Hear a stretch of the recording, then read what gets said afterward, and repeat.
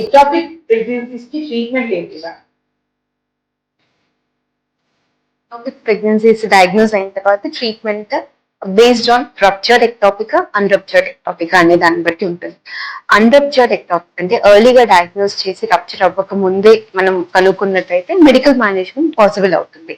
So medical management అంటే కాకపోతే అది సైజ్ ఆఫ్ ఎక్టాపిక్ ప్రెగ్నెన్సీ, తర్వాత లైవ్ ఎక్టాపికా ఏంటి దాన్ని బట్టి డెసిషన్ తీసుకుంటారు డాక్టర్స్. మెడికల్ మేనేజ్మెంట్ అంటే యూజువల్గా మెథోట్రెక్సేట్ అని ఇంజెక్షన్ ఇస్తాము. తర్వాత సీరియల్ మానిటరింగ్ ఉంటుంది.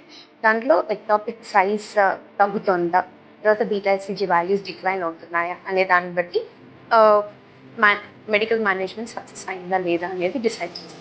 కొన్నిసార్లు తప్పితే అప్పుడప్పుడు మెడికల్ మేనేజ్మెంట్ చేసిన కొన్నిసార్లు సర్జరీలో ల్యాండ్ అయ్యే ఛాన్సెస్ ఎక్కువ ఉంటాయి. అందులో రెస్పాండ్ అవ్వకపోవచ్చు.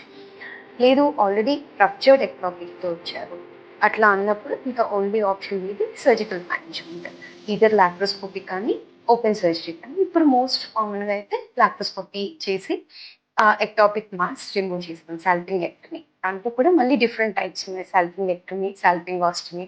సో అది పేషెంట్ కండిషన్, క్లినికల్ కండిషన్, ఇంట్లో ఆఫ్ ఫైండింగ్స్ దీన్ని బట్టి డిసైడ్ చేస్తాం.